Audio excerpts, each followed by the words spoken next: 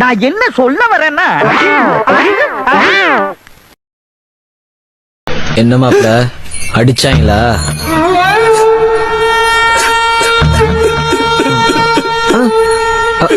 ஓ அடிச்சா என்னங்க அது இப்படி ஆயி போச்சு? படுவாவீங்க எல்லாருமா சேர்ந்து உங்களை இந்த நிலைமை கொண்டு வந்து விட்டாங்க.